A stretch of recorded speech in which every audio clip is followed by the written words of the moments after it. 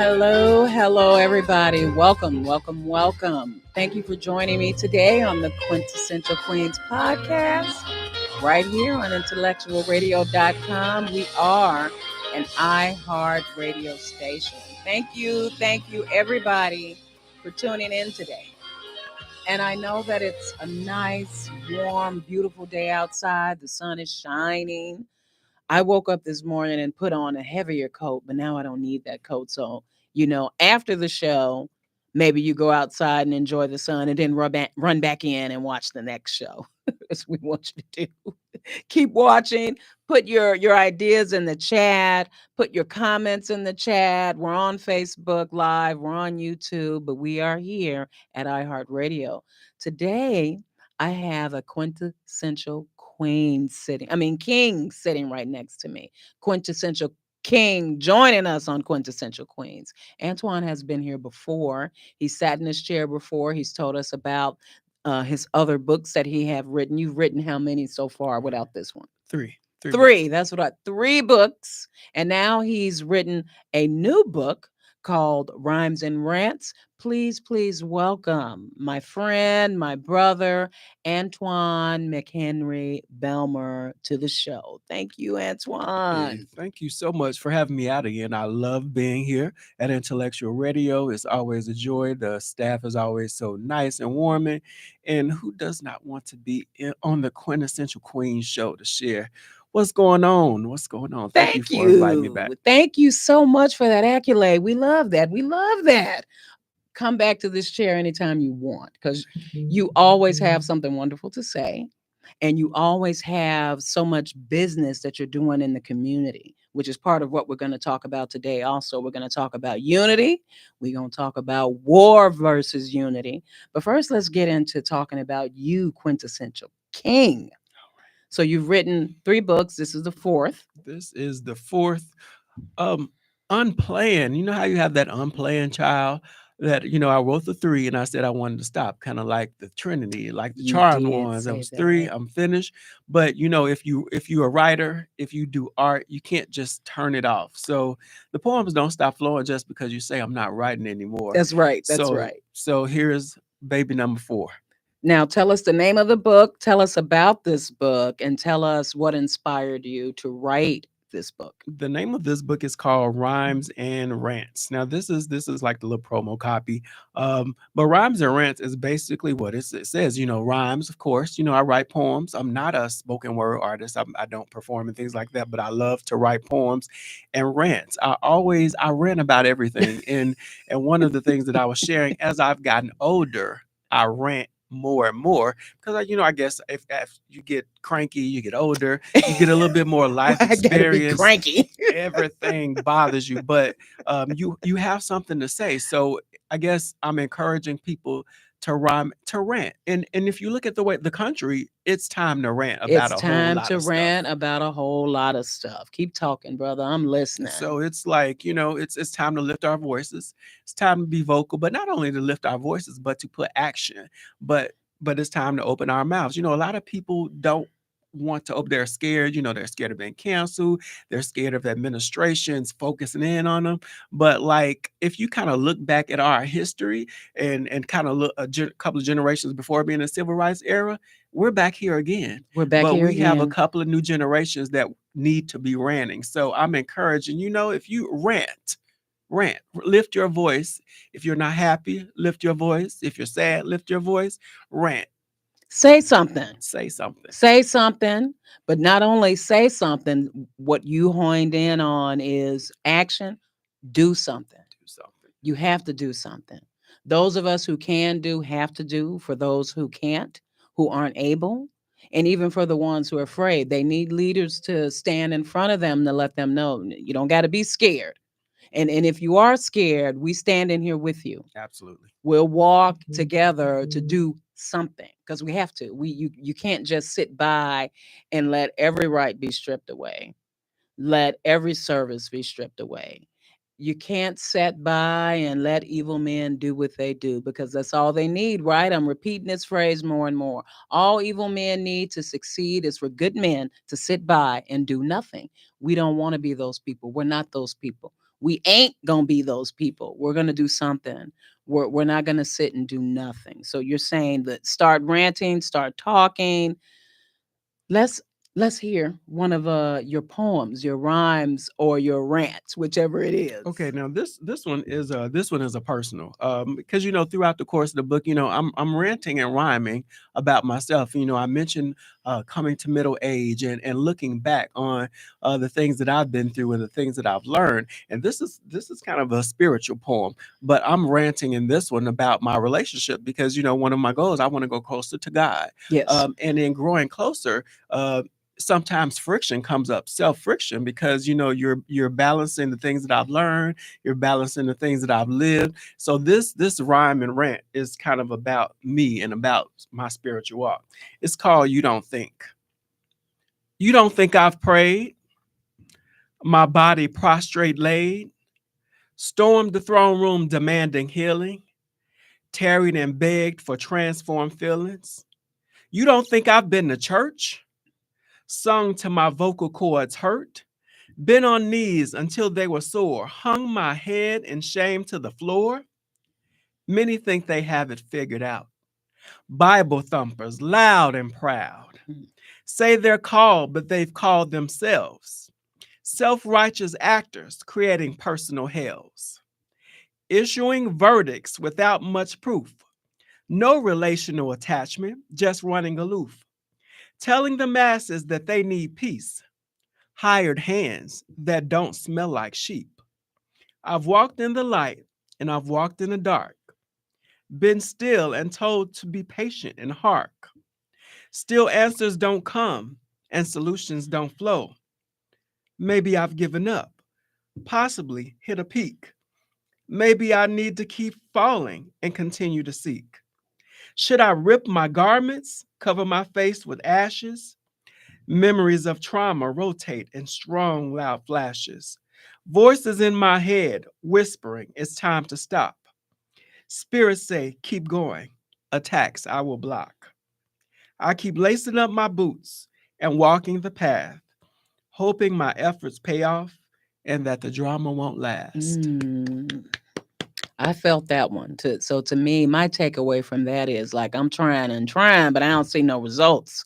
I don't see anything coming from my suffering and my hanging in there and my resilience. When is the payoff going to be? When will these results come from all of these wonderful things they tell us to do? Persevere, stay resilient, just suffer a little bit, be patient. Tell me more about this piece. And just pray, because a lot of people, when you're going through hardships, oh, just pray about it, baby. Oh, just pray about it, baby. Oh, just pray about it, baby. Oh, now you about to step on some toes. Just pray, just pray. Been here, I've been a believer for 30 plus years. Yes. But that's, of course, we want to pray because that's our medium to tap into the higher power.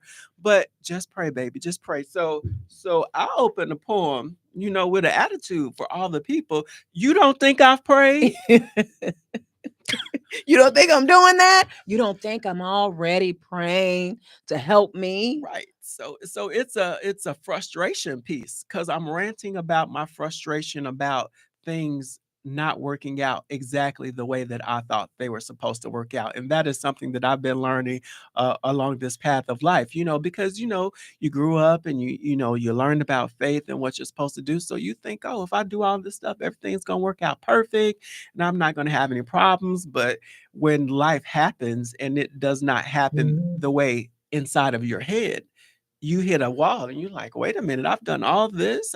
I've went to church, I've prayed and I've sung, and now it's not working out. So now I'm questioning. So in the poem, this is me questioning my faith walk. It's like, okay, and I'm frustrated and I'm snapping off. I'm ranting. You don't think I've prayed?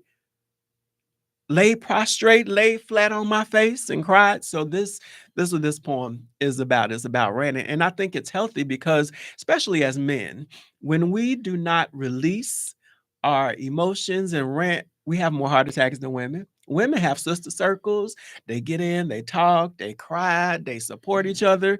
But, I think men are now starting to get to the point where they talk more. They got more podcasts and they're broing a little bit more. But this they need to rant more because it's healthy. I mean, of course, in a healthy manner. Don't be slapping people and knocking stuff over and all that. Turning But over tables. no, even though Jesus did.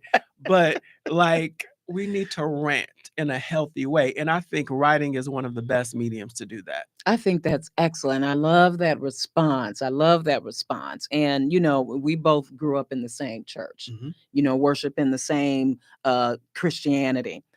And questioning is something, people might not want to talk about that sometimes they question their faith, or sometimes they question, is this really what I'm supposed to do? Or sometimes that they get mad or angry at God.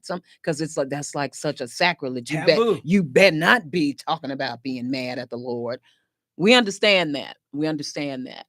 We also know that we're human and people have felt that way. And you're saying that this is how you felt sometimes. Like why haven't things worked out the way I thought they would in my head, the way I thought they would for my life, the way I feel it should be working? So what is your answer to that when you've gone through this process? I've gone through that process. What's your answer? And for me, I go back to the scriptures and David. Because David ranted, the Psalms, crying, ranting going on. So when I look back on my teaching and get in my word, I said, you're going through the same thing that everybody else went through, that there's nothing, this is not an anomaly. And that questioning that, especially, a lot of elders, they tell us, don't question, don't get mad. David went through the same thing. The prophet that was running from Jezebel went through the same thing. So how dare you deprive me of my journey and working through my God experience? That's right. How dare you? Because other people went through it. So I can be frustrated. I'm not shaking my fists and my bony fist, as Brother Wills used to say, in God's face, telling him, how dare you? I am going through the same experience that other believers have went through. So there's nothing wrong with this. It's a healthy rant. And when my emotions start to subside and it clears, then I can get back and say, you know what, I'm not the only person that has been frustrated when things don't go right. And I can share that with somebody younger because when you're young, it's all love. Oh, it's gumdrops and bubble gum, and you think you're gonna do all the right things and everything is going to happen the way it's supposed to. And that's not what life is. That's not what life is. That is so wonderful. And I love that you said somebody younger, because people have kind of forgotten that there is a place for wisdom and experience. So when you are older and have gone through things, and we're not just talking about age, we're talking about experience, there is a place you're supposed to take to help the people behind you. You're supposed to reach back and help them out. You're supposed to reach back and give them the benefit of your experience. That's why it's called wisdom.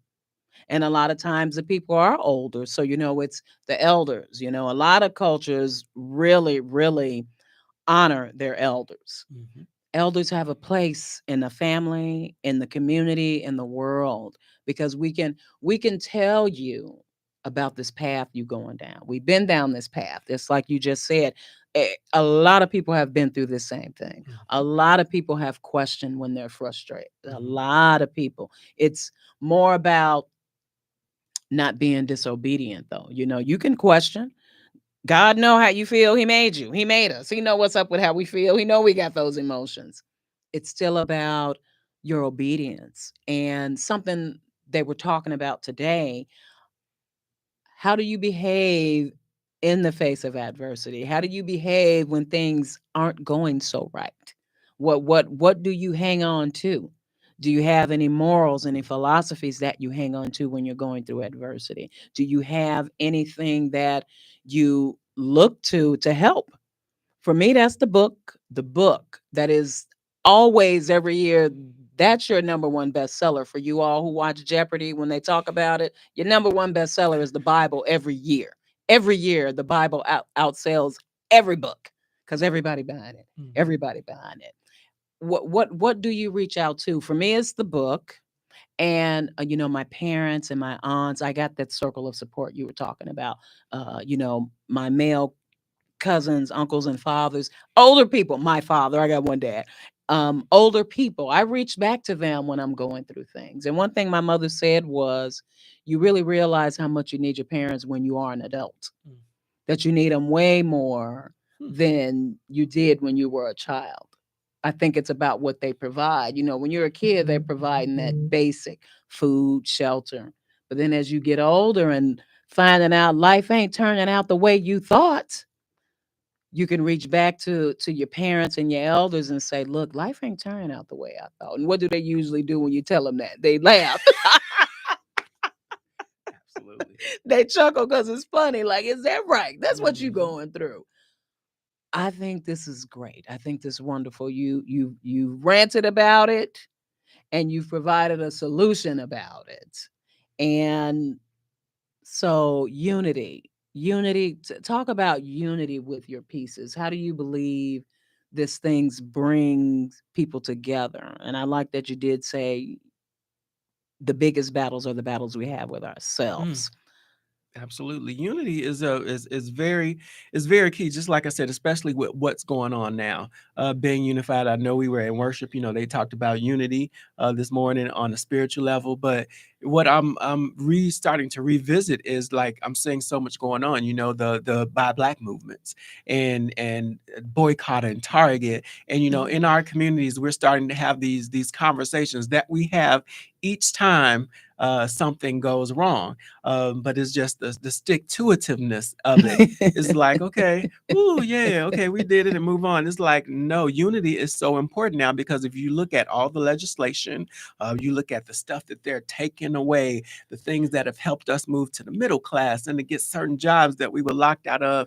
It is time to be unified, unapologetically unified, because what I found just growing up now, when I'm very vocal, people have always tried to guilt me into for being pro-black and for being saying that, oh no, it's my people first, or I'm a color first. People have tried to shame me, and I'm thinking like, why do we get shamed? Because if you look at other communities who circulate their dollars unapologetically, they're not as vocal about it as we are, but they're not shamed and they're not told, oh, you can't put your people first and you can't do that. But it's just us. And I found out that I get more kickback when I'm saying, I'm doing this for my people, I'm recycling for my people. So, but no, we need to be unified because guess who always gets attacked first and gets the brunt of it out of everybody? It's us. So yeah, we do need to be unified. So I'm talking about unity. We need to work together.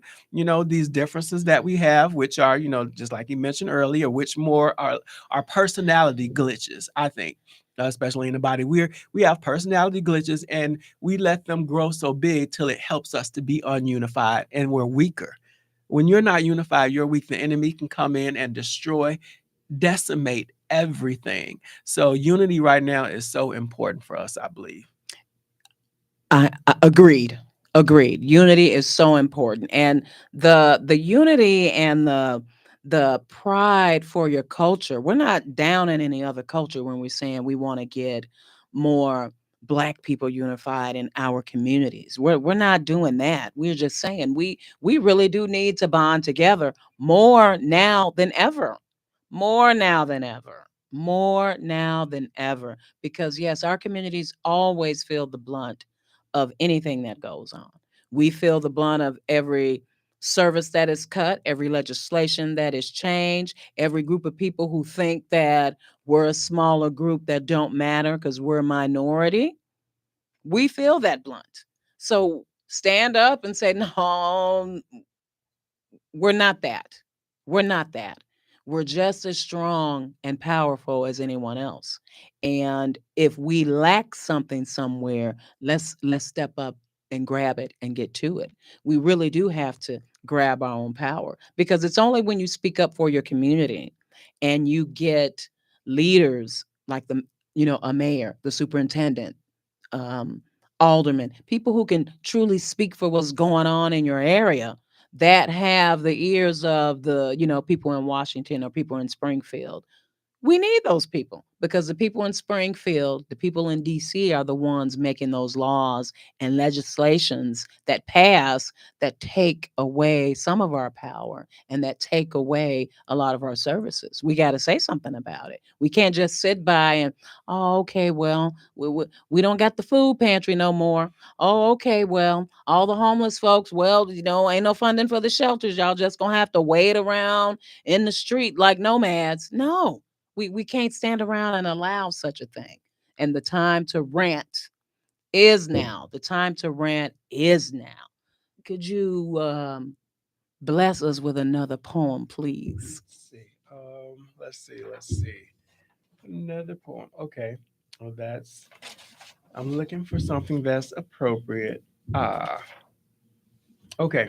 I like this one. This is a motivational one. I think it's appropriate. It's appropriate. This is called good enough because oftentimes we don't think we're good enough to do anything. We've been downed, we've been bombarded. People that are in abusive relationships, that's part of abusing, taking away their power, making them think they're nothing. So I wanted to write something, a little encouragement, because you got to have some variety. You can't just be ranting and screaming about all the bad stuff all the time. So this is called good enough. Good enough to pick cotton. Good enough to create meals. Good enough to nurse babies. Good enough to tend the flock. Good enough to build railroads. Good enough to be a mandingo. Good enough to be a bed wench. Good enough to share knowledge. Good enough to build federal buildings. Good enough to invent life-changing technologies. Good enough to dribble a basketball. Good enough to run a football. Not good enough to go to the same schools, to drink from the same fountains, to receive the same medical care, to enter in the front door, to live next door, to drive the same cars, to eat at the same counters, to qualify for life insurance, to shop at the same stores, to receive the same justice, to receive the same opportunities, to perform music in the same genre. Stay in your place, stay in your lane. So that was kind of like a comparison, contrast, let's start with, okay, these are all the things that we're good enough to do. We're good enough to have your baby suckle on my breast, but you're not good enough to drink from the same fountain. You're good enough for this, but you're not good enough for that. And it is the story of us in the Americas. That's our story. I gotta take my glasses off to this one because that was history in a poem. You know, Black women, enslaved women, were nursing the slave owners' babies. And even past that time, they were nursing their bosses' babies. Good enough to pick cotton, good enough to nurse a baby, but you can't eat at the counter with me and you can't walk through the front door. No. Period. You just can't do that one. In a nutshell, good enough to live in the same neighborhoods. Okay, so yeah, we know, and it's been proven that the housing authorities actually had a law or a policy or whatever you want to call it where we don't want Black people in these neighborhoods, and it's certain neighborhoods that we're not even going to market. So what we're going to do is outprice them so they won't be able to buy in these neighborhoods. And this is not even gentrification I'm talking about. This is when you can't even get in there. You can't even get there for them to gentrify the area because the area stays there. That I can't think of the name of it right now. Redlining. There you go. There you go. That's what I'm talking about. You finna keep you out. Keep I don't care you how out. much money you got. And that was probably still is what was happening with real estate and the geography for Black people if they wanted to buy homes in certain areas.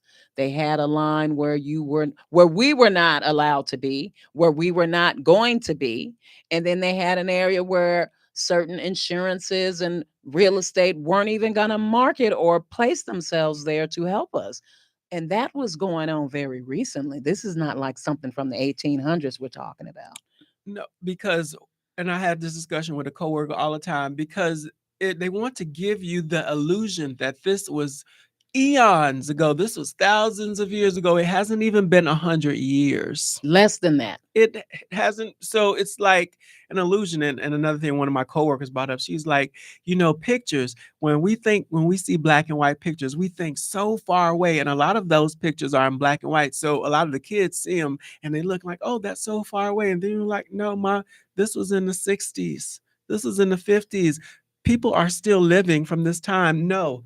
And that's what, I try to tell my students, because we plan Black History Month this year, and I was talking to my students, getting them more involved in the planning and creating Spirit Week and stuff like that. But we did Black History Month. I said, like, okay, now we got to continue because it's not over. I said, you all are younger. You all are getting ready to graduate because, as a senior, I said, you're going into college. And I said, they are stripping away everything that helped older people that to excel. So it's going to be harder for you. So you all are going to have to fight. Yes. And you're going to have to fight some of that same fight that our grandparents and great grandparents fight. So I've kind of just been planting these seeds because it has not been 100 years. And we see that like going on with the government now. It's like, if it's that easy to strip away this stuff and throw it away, and I'm gonna take this funding away from you if you have DEI or if you do anything that singles out a certain race and gives you a bump ahead. Yeah, if you single out the minority races, if you single out those races, it's just like with the immigration. Okay, so if you're the wrong immigrant, he's getting rid of you. Are Don't you even getting start. rid of any immigrants from Germany? Are you getting rid of any immigrants from, let's see, any place in Europe? Or are you just getting rid of brown immigrants, black immigrants? Well, who are the immigrants that are being thrown out of the country right now? We Hispanics and Africans. we no right. Throw you right back on the boat. Some of them they turn you right back around You and right send back you on the right. boat. Your feet is not even going to touch the land. Not even gonna make it. So it is not. This is not fair. This is not. It's like, right, because certain people, they're not talking to them. They're not going after them because they fit in a certain demographic. They fit in a certain model, and they are not getting the same treatment that everybody else gets that is not born here. So we need to be ranting about that because and that's why I love being at places like Intellectual Media, because we need media outlets that are owned by us, where we're creating content. The BTs, they sold their stuff away for money, and we need more people ranting on the radio, on the internet, on podcasts. That's why I love places like this, because they give avenues for us to lift our voices, and we need to do more of this. So that's why it's so wonderful. But yeah, it's that whole policy. There, if you look a certain kind of way, it's like they turn a blind eye. I don't know you here. The media gives us platform, just like you're saying. And if it's black owned media, then we can tell our story the way it's happening, not in a perspective that someone else wants to display. We want black people to look a certain way, always poverty stricken, always downtrodden, always committing crime. They have a phrase that I can't stand. I hate the term black on black crime, and that'll probably be the only time you hear me say it. So when white people commit crime, what is it called? Crime. Crime. Just crime. Crime. That might be a discussion that you have amongst yourselves, like, why are our brothers harming each other? Let's talk more about stopping it. Why are our sisters being downtrodden? Let's do what we can to stop it. But you don't label it to create a further degrading perspective of our people. That's what that term means. So I implore you all, stop using it. Crime is crime, whoever it's against. And if you talk to cops and look at the statistics, the people who commit crime against you the most are people that you know. It's That are in folks that you closer know. proximity to you. Very close proximity to you. That's where it starts, right? They start there, but they'll have you believe something different about us. We need to unify. And you have to start in your own home. So for those of you who are like, you guys are always talking about black people this, black people that, The world is always talking about black people this, black people that, but they're never, I can't say never, but hardly ever talking about the positive that we bring, that black people bring to the culture, to the world, to the neighborhood, to the community. They're always doing that. So when we stand up for ourselves and say, let me tell you this about our people, black people, don't look at it as a negative. Don't look at it as walking on other races. If you want to talk about walking on other races, watch what's going on in the Capitol right now. That's some supremacy of a race. That's not us saying, oh, we need to black people this, black people that. No, what's going on right now? Look at it. It's blatant. And no, and they don't act like they're trying to hide that fact No, either. and you know what? Like in my last book, I wrote a book. Wrote a poem. It talked about. I don't call it white supremacy anymore. What do you I call it? call it white terrorism because I think the Mm. poem, of course, it was the name of the poem is called "Who Made You Supreme." It's kind of like the person in power has anointed himself the king. Who made you supreme? We didn't. We didn't vote and say, oh, they're supreme. They're no. So I whenever it tries to slip out of my mouth, I catch myself. I say, why? It's terrorism. It's not. There's no supremacy, and terrorism labels it as it should be labeled adequately. And there's so many names for, there's white nationalism, like you said, white supremacy. Terrorism is appropriate because what you're doing is reigning yourself superior and then stepping and walking on everybody else. You're stepping on everyone else. You're walking on everyone else. And by all means, I am not talking about, you know, people who believe in unity, people who believe in unifying, whether you be white, black, or Hispanic. You believe in coming together. You definitely got to start in your own home, though. Start with your family, your community, and then we could bring those communities together. But everything that's going on now is they're relying on our division. You can be pro you without stepping on everybody else. Exactly. Just That's like what we're doing. That's right. what we're You doing. you don't have to be like, oh, I'm pro us, but I'm finna crush everybody. I'm finna take everybody's resources. I'm finna hoard it. I'm finna block them out. I'm finna create legislation. That's terrorism. That is we just don't we don't do that. And a lot of other people that are being attacked, that's not their nature. It's like you don't have to, oh, I don't have to destroy everybody else to uplift myself. That's not how this works. But for me, a corrupt mind Yes. does. So that's one because and then like a lot of times, some people like are apologetic, like, oh, I'm not singling you out. I stop apologizing. I stop doing that too. Because if me loving my people offends you, I think something's wrong with you. That is a great answer.